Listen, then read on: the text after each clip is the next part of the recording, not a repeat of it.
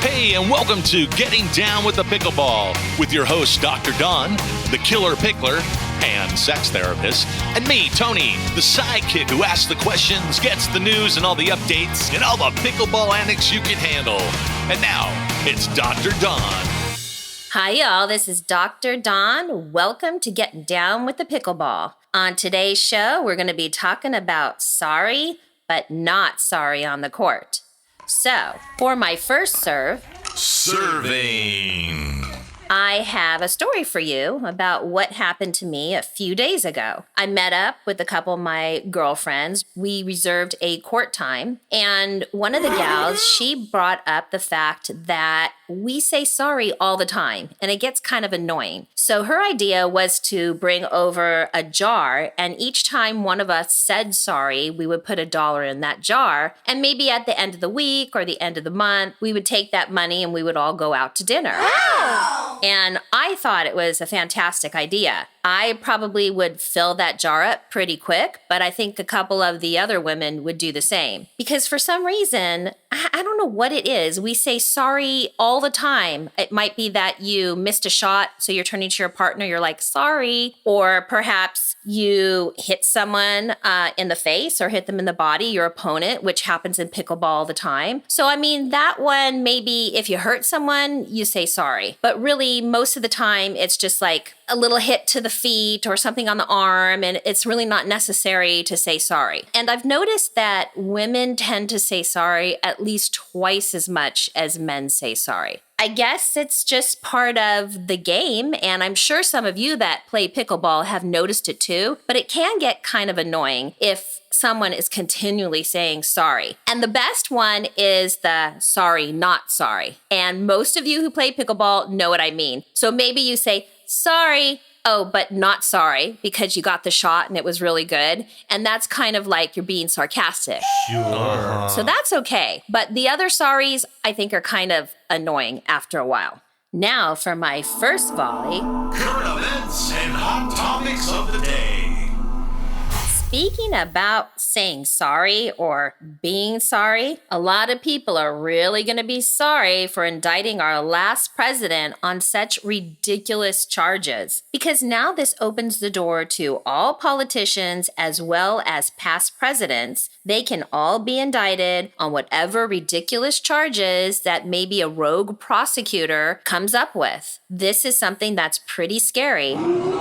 I mean, think about Clinton and all the shenanigans that went on in the White House when he was president. Do they really want to go back in time and dig this stuff up? Well, now they certainly can. And if we are moving forward, we really need to be careful about who is paying to get these prosecutors elected, because that's exactly what happened. I read several different articles online that this particular prosecutor was paid a lot of money by a group of people to get elected, and he has a really bad reputation just in a year of not being tough on crime. I read that in New York, crime has gone up like 20 or 30%. Oh my God. What the fuck? The public is finally speaking out about it, and something has got to be done. I mean, this is insane. We really, really do need to think about the sorry, the no sorry, because I think a lot of people are sorry that this guy got elected, and they're going to be really sorry that they opened this can of worms and they opened this door, because when the other side gets in office, they can go after their political opponents just like they went after our past president. And now I have an uplifting story that's actually kind of personal to me too. It's time for Pickleball News. So speaking of pickleball and the sorry, not sorry, I truly love the sport, and I am not sorry that I got involved with it. I read an article about a woman who said that pickleball saved her life. Not literally, but spiritually, mentally, physically. And I can really relate to that. Pickleball has brought a lot of joy to my life. It helps me get up, get out of bed, because I had a tragedy over a year ago where I lost my husband. I wasn't really getting up, getting out of bed until I started playing pickleball, and it gave me a reason, a purpose to get up. And then when I went to the courts, I would see all of these wonderful people that really make me feel good, that I have fun with, and we play together and we socialize on and off the court. And so it really did help my life quite a bit. And when I was reading the article about this lady, she said that the reason that she got into pickleball and the reason that she loved it so much and it changed her life is she weighed about 350 pounds before she started playing pickleball. And she lost 200 pounds just by playing pickleball. I mean, this is crazy. She must feel so much better now, so healthy. And she talked about how in her family, they just didn't do much physical activity growing up. So she never really learned how to get out there and play sports and do things. And so this was all new to her, getting into this pickleball world. And she says that she goes and she plays 6 days a week. Now, I can certainly relate to that. Guilty as charged here. I think both her and I would be considered pickleaholics, or as Tony's referred to me, a pickler. I think she's probably one too. Anybody who plays 6 days a week has to really be addicted and love the sport. And that was my big pickle of the day. Big Pickle of the Day. Stick around because we have Tony coming up for some more antics and chit-chat between us. See you in a moment.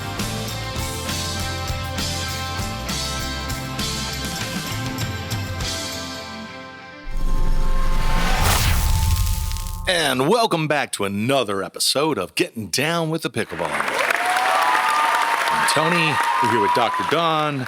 She just went off a little bit. It was kind of cool and groovy. So, Miss Doctor, notice I didn't do the mister? Oh, thank you. So, Dr. Dawn, you had a few little interesting tidbits. The first topic, the little antic you done from the court, the sorry, not sorry. So you're saying, like, when I played ball and we knew we were going to throw at the batter and we were going to hit him, and the pitcher threw and hit him in the back or shoulder, and he says, sorry, but really not sorry. Is that what I'm hearing? Or do you give a whole nother explanation? Well, there's that, and then there's the sorry. So the first one is sorry, I'm not sorry, is exactly what you said. When you make a shot and you kind of hit the person, not really hard, but you're like, sorry, and then you're like, not sorry because I scored. So you're happy about it. So that's a sorry, not sorry situation. Okay. Well, that's what I was equating it to. Yeah. Or, I was going to pick up the bill, but it's your turn. Sorry, but really not sorry. Is that like the commercial with the alligator hands? Oh, is it? Yeah, where they all jump for it, and the first guy's, no, let me get in. They're like, no, and they all say, and then they all let go, and the guy that doesn't have the dough has to figure out how to pay for it. No, it's like that commercial. I won't say the name, but where the guy is the gecko and can't reach. No, he's faking. He can't reach it. Yeah. Okay.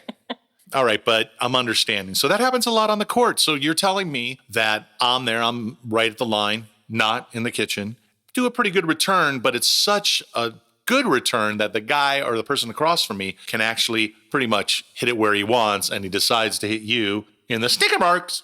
Well, you're not trying to really hit the person. I mean, you hit the person. I would. Oh, okay. Well, then you're a dick. All right. Because I'm thinking, got to get that opponent down, make them feel sort of like, look out. Don't get close to me because this might be coming. You'll have to play another defensive way. No, so you're not a nice pickleball person then. Yeah. So this is just casual, easygoing. So then the sorry but not sorry isn't really applied because here. you don't intend to like smack the ball and hit them in the face or, I mean. No, you hit them. You hit it at them, wherever it hits them. Intentionally, because you don't want them to return it and you want the point, and it just happens to, hit their body. So that's fair. Well, you're going to go for the feet. That's normally what you go for. So Really? Yeah. Do you remember our first episode, ladies and gentlemen, where she said, you know how many times I was hitting the boobs today?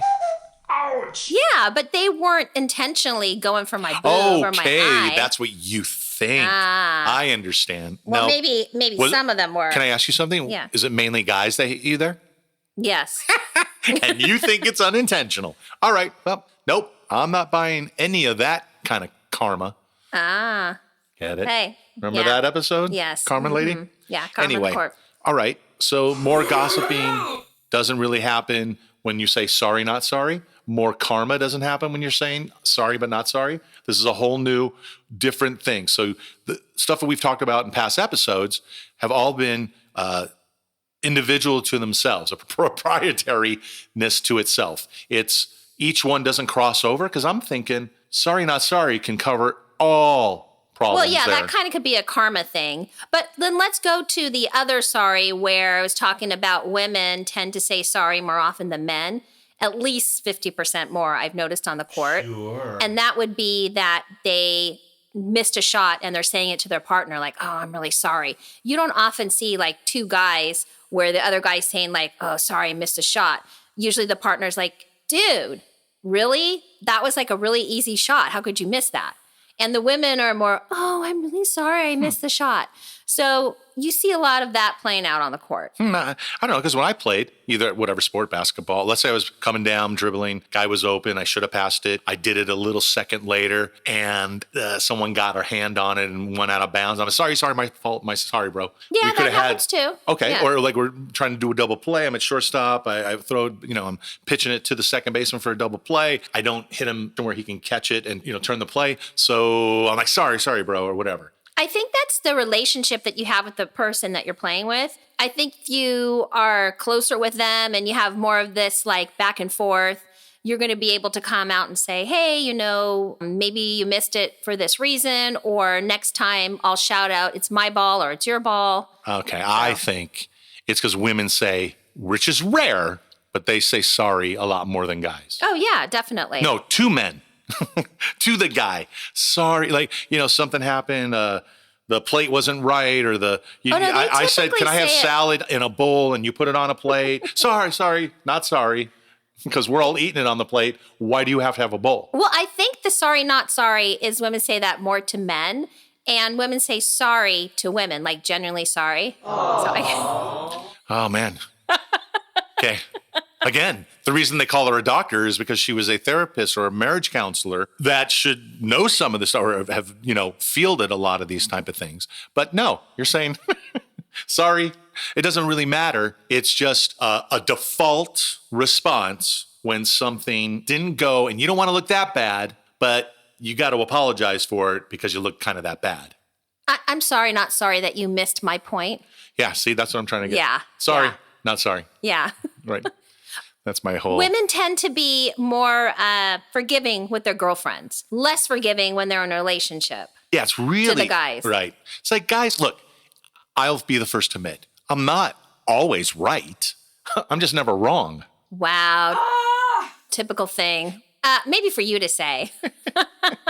Not all that guys, have that big of an ego. No, all men say that. We'll let you have that onto yourself. But if you're thinking, oh, you know what? Later on, I want a little snicky snook. Sure, honey. Yeah, I'm sorry. You'll just say it because at the end of the evening you're looking for the home run and having a little fun.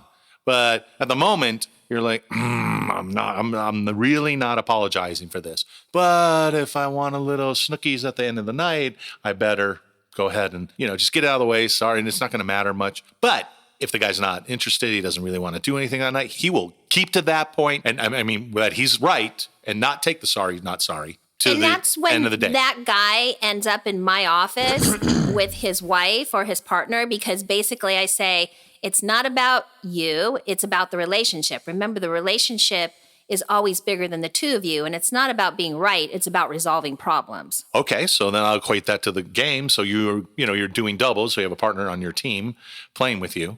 You rather just do that or win the game? Would you rather just, okay, man, just get over it, I don't care. Let's go next point. We need to keep this thing moving. We're down 3. I'm sorry, not sorry, doesn't even matter at this point. Well, it depends how competitive the other people are that you're playing with. All right. Okay. Well, that's the same within a relationship. Guys are way more competitive, even in a relationship or a marriage or anything. So men have that tendency. If you guys are all, more, I think you guys are more passive aggressive. But if you feel like you're doing the default sorry, not sorry thing, you don't think guys pick up on that and say, oh, sure. Yeah, you didn't mean that. You don't give a crap. I think that men tend to like a woman who is less passive aggressive and just kind of says what she thinks, what's on her mind. It's a lot easier for men. And women don't tend to do that all the time. And cheaper, as it turns out. Okay. It's like, get to the point already. All right, we're going to take a little break here. We're going to come right back, pick up on some more of the topics that Dr. Don had been yapping about. I'm hoping that, you stick around. We've been having fun all this time, so stay tuned. We'll be right back.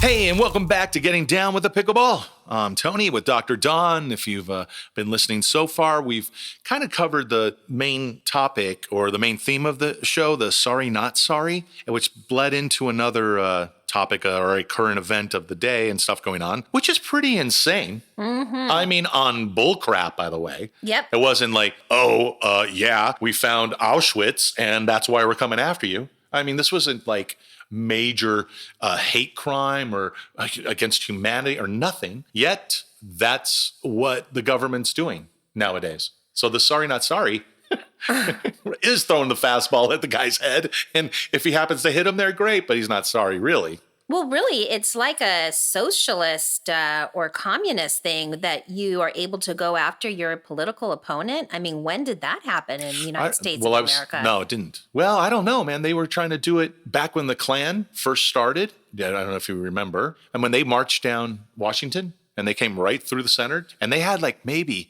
30,000 marching straight down. I mean, they were making a point. There was like over 4 million in the Klan at the time. So they were a very serious group going after the government. And it's kind of the same. I mean, it's like the new narrative or what we've been being told this whole time. Oh, well, they've been doing it with Russia, impeachment, number 2? I mean, how much can they throw at one person where people have to, it doesn't matter what party you're in, you have to look at it and go, 1 minute, this is ridiculous. Now this person is running for president again and they're indicting him.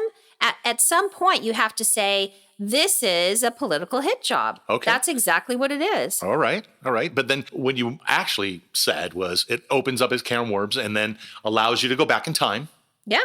And say, Kennedy, sorry, man. I don't care your brother doing Monroe.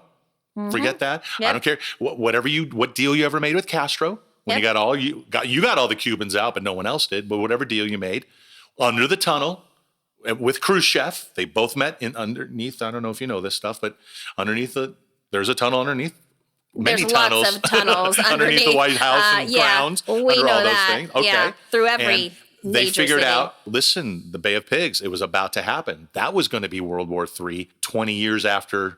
And it kind of feels like we're there right now, today. Yes. I mean, how crazy are things in the world at this moment? Insane. There's a lot of craziness going on. The point was you could go back, wail on a Kennedy, wail on an FDR, look at it for that one, or slam on Wilson, who his whole ticket was, we're not entering the war, never going to happen. That's why you got to reelect me. First thing he does, enters the war. Mm-hmm. And what about the shenanigans with Clinton in office? Oh, I love that one. Come on. It's kind of, he made it legal that BJs aren't sex. Yeah, I guess so. Wow. It turns out that that's okay. Somehow or another, if your person, like let's say you're married and that guy gets one, it's off limits. It's fine. Or if you're actually doing it to another guy and the husband's like, what? And you're like, well, look, you can get it. I can give it. It's the same. What does that mean? You know what? It's kind of crazy that they're doing this because it really is going to come back at them. The sorry, no sorry. They opened up a can of worms, and it's not just past presidents, it's politicians. I mean, let's talk about the taxes that now it went through the Supreme Court, and you can look at a past president's taxes. Now that opens up looking at everybody's taxes, all politicians, all presidents. I think they're going to really find that all of this stuff that they're pushing is going to come back at them at some point. It always does anyway. Mm-hmm. You can only be Hitler for so long. Not that I'm saying anyone in the administration or anyone going there. I don't know. It seems like communism's here, right, knocking at our door. Yeah. Khrushchev said back in 1959, as he was addressing the United Nations, the U.S. mainly, that, hey, we'll feed you small doses. It's coming. Your children will end up being like us. They won't even know that it was communism. It just started with socialism and grew into it. There's some crazy stuff always happening out there. Like in our time, it's happening. I didn't think it would even happen in my kids' time. Would you? You know what? If you really look back at the past couple of presidents, the president before our past president, you could see things were happening at that time that were unusual, that were not okay. And I think a lot of people were asleep, and they finally are waking up right now, especially going through COVID and being mandated to do something. I think people are waking up and going, hey, what's going on here? The government is supposed to work for the people, not the people working for the government. That's out the window the first day they wrote the thing. Well, we do have a constitution. Yeah, so it used to be a great piece of paper, right? No, it still is. It still is. That they would follow. Well, that's why there's a lot of good. Yeah, I agree that there's a foundation that we can do this from. God did bless America. Oh, had to go there. Yeah, huh? Sure did. Okay. Not that someone just put that in a song and kind of made that an anthem. Or I'm just a sex therapist and the marriage therapist. So what do I know? And a pickler, and a munchkin, and a spinner, and a lover of Indian food, people. Oh my God, this lady does not stop. It's all about the tikka. All about the hard tikka. Little masala on the side. And then when I tandoori you, it is insane. Well, that's interesting. Well, okay. It's not much, more on that subject. So. Oh, no, there's a lot more I could say. That I'm going to ask about is, if you let me finish. Don't get me started, Tony. You right. know where I go with this stuff. Okay, we're going to take another quick break. Come back. Of course, we got terms coming up, which I keep reiterating is my favorite part of this whole thing. I love the other stuff, but this is my cute little favorite part. And that uplifting story I look very forward to talking about. It's super inspirational, and there's a lot more to it. And pickleball was the catalyst. So stay tuned. We'll be right back. Hang in there.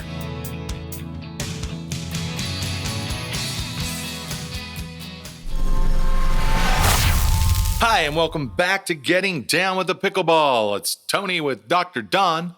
Sir Dr. Don, if I could say it. No, you can't. Hasn't really been knighted yet, but he's fine. I really don't look like a sir, but... No. Yeah. To sir with love. To serve with love. I like that. A pickleball movie. A pickleball story. We should have our own things. Anyway, I wanted to get to this lovely inspirational story. It's insane, first of all, because who loses that much weight anyway? Not even on that TV show, My 600-Pound Life or whatever that's called. I mean, you're saying she was 350, loses 200 pounds. What the fuck? Like, I'm like 225, 30. That means I would be like a little infant, like a 2. I don't think you'd be alive, Tony. No, I'd have a little, like, at least 25 or 30 pounds on me. But you'd be negative. You'd be in the ground. Ain't that the truth? Ain't that the truth? But all playing pickleball. It's unbelievable. That's what I wanted to get to. You kind of read the story and you had a little more detail off mic that her family was one way and they didn't really encourage sports or being athletic. Books were more the vibe for her, so she wanted to be smart. She claims she didn't move for years until she was 50 or a little over 50. And then she stumbled onto a pickleball court and she kind of taught herself how to play by going through YouTube videos and got addicted to it. I mean, literally. And the article is it says that it saved her life. And if you really think about it, she says not literally, but kind of literally, because if you are weighing that much, you're going to have medical problems throughout your life. There's a ticking tick-tock bomb going on with that. Absolutely, 100%. That's insane, first of all. On pickleball is the part of the aim of insane. Because everyone plays. I don't see people losing 15 pounds. How does someone lose 200? There had to be something in her head that made her become this. Now, I remember you said that she was playing about 6 days a week, right? Yeah, she was. Okay. But if you think about it, once you're motivated to play, and then maybe you do lose some weight because she's someone who didn't work out at all, and then that motivates you to eat better and you feel better. So it kind of all goes together. I know for me, when I get up in the morning and I play pickleball, I'm motivated to look better, feel better. My mind is clear. I'm happier. So I can see where that can have a profound positive effect on someone. Right.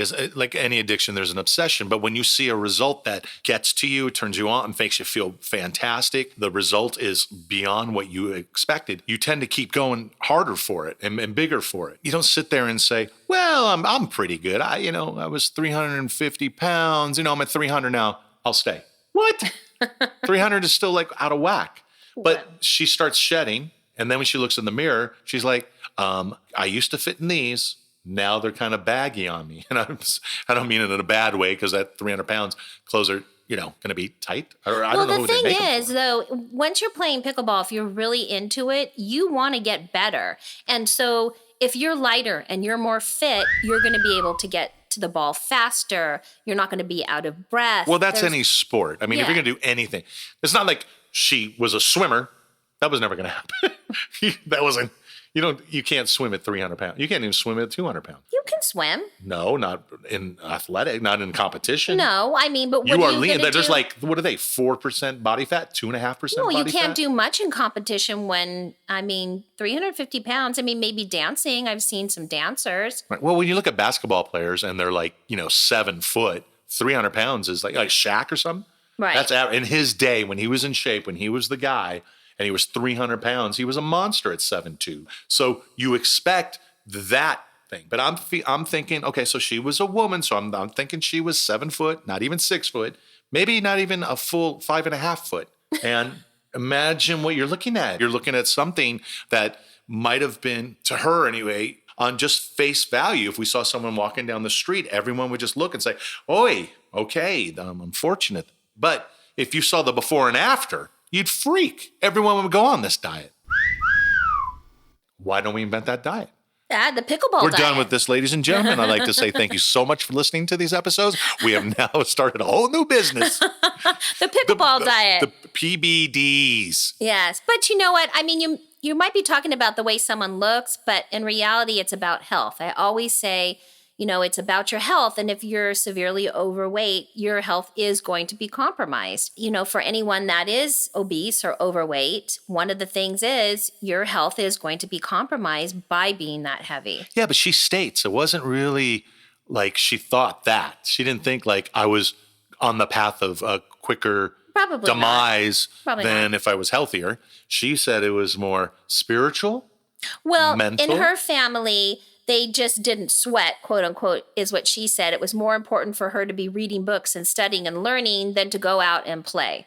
Go out and play a sport or go out and run or go whatever it is, until she was in her 50s. Well, that's great, but insane too. So she's on the planet 50 years and kind of grows into this larger person than obviously she was when she was young.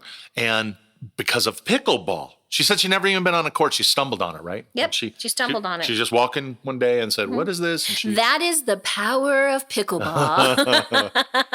The PPB. Forget the PBD diet. This is now the power of pickleball. And why? It's the fastest growing sport in America. But there you go. Because America has like the highest this should obesity inspire rate. so many people to say, because it's not like tennis where it's a bigger, larger, harder, faster game. This is quick and agility wise. But if you could lose that much, that's insane. You're sure there's no surgery in this thing? Nah, I mean, it's an article. Like on the pickleball card, there's a lot of doctors, the guy up there, scalpel, bandage. Maybe it's one way to avoid all that. Well, that is crazy, but that's a wonderful story. If pickleball wanted to have a spokesperson and poster child for this weight loss, this is the guy. All right, we're going to come back with terms when we come back. That's funny. We're going to come back when we come back. Duh.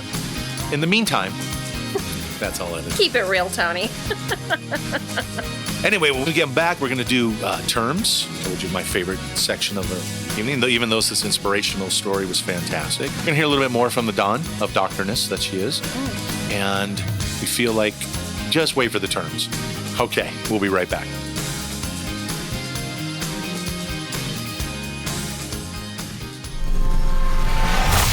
Hey, and welcome back to Getting Down with the Pickleball. Again, I'm Tony. We're with Dr. Don, and we're in our last segment, the terms. If you've been following us at all, these things usually are nasty. I don't know where they come from. Kind of stupid sounding, but they say nothing that they mean, but it's pretty obvious what they could mean kind of thing for terms. It's a crazy game, and the terms are even more crazy. So I'm going to throw a couple more at you right now. See if you know any of these. All right. I do too. I mean, if I said something like, a let, that's the same as in tennis, really. I mean, that's an easy term. Dink shot, I think we did. Or, the back court or a backspin. But some of these things are interesting, and I find this one interesting. What is flat face? Flat face? Seriously? That's hilarious. Flat face? Who comes up with these terms? Well, I mean, I know what a flat ass is, but I don't see that. I mean, I say that all the time, wow. but I don't see it pertaining to pickleball. Yeah. Flat face? I don't know. Maybe when the ball hits the pavement and gets crushed. When it hits your face and your nose is broken. It flattens your face out. There you go. Yeah, no, it's something even more pathetic than that. Okay, what is it? These are so not. I mean, they're great. It's not volley llama, that's for sure. But, this one's kind of a very simple one. So flat face, the official term for this is keeping the pickleball paddle hitting surface parallel to the net. So if you're playing with your paddle and it's not hanging down by your arm or leg, or you're getting ready for it, it's sideways or you got it at an angle, but turned directly at the opponent, equal or they're parallel to the net. That is so lame. Why would there be a term for that? I have no idea. Who came up with that? Is that a position? Do people play that way? Do they grab it with two hands and hold it there? Can. Like a sword, but like... I don't know. I mean, I know people that can grab it with two hands, but I'm talking the paddle. Hey, we'll be right back. Try the veal. What are you talking about, Tony? I'm talking about when they hold a sword. Uh-huh. You should see what he looks like right now. And you're holding it. And the way that they start, like in the movies or whatever, it's always flat face. They don't turn it to where it's just the blade and you see a skinny little, sharp edge. They turn it so that you can see Excalibur or whatever they call their sword. So I can't even imagine holding the paddle like that up, flat face. That just makes sense. Maybe to the side as a defense, someone's going to bang it at you. So you have it to the side. Have you ever seen it? No. Okay. All right. You've never seen it. No. There's a term. We've kind of figured out how that would look. Yes. That's and lame. it means shit. Yeah. Mm-hmm. Okay. Okay. That's nice. All right. Next one. All right. This is an interesting one, but you might have heard it, but I don't think so. Poach. Oh, yeah. I know what poaching is. Okay. Absolutely. All right. Here we go. Because she said that. All right. What is that? It means your partner takes your ball. Like it's supposed to be on your side and they come over onto your side and they hit the ball. It's actually not a bad thing, especially if you're working together. Okay, right. But if you have a person who thinks they're a better player than they are and they come over and they poach your ball and they don't make the shot, then it's a little irritating. Right. So you're in your side or in your court area. Yep. Right. The lines and they're on theirs. Right. And they feel like they could get to the shot quicker and better than you, even though it's on your side of the court. Which is fine because really if you look, can. But if you look at, games where they're in tournaments, they're constantly going on each other's side of the court. I mean, that's very normal. Well, I call that a hog. People that hog the ball want the adulation, want me. Like, I don't think you're that good, so I'm going to do everything. Well, that's exactly the point. And that's when you'll see it's not like they're being your partner. It's that, I don't think you're that good, so I've got to, carry this entire game. Right. If we're going to win, I've got to be the double player guy. Right. And cover all bases. If I can't, and you can get to something, please, God, hit it over the net. Right. And then you're like, all right, I'm not playing with this person again. Or if they're cool, like some of them will say, oh my God, I'm sorry. I poached that from you. And I'm usually like, that's fine. Okay, well, here we go. This is one of the first terms that you've known. We are how many into this? And you're just figuring and I thought it was kind of funny because poach, like an egg. Mm-hmm.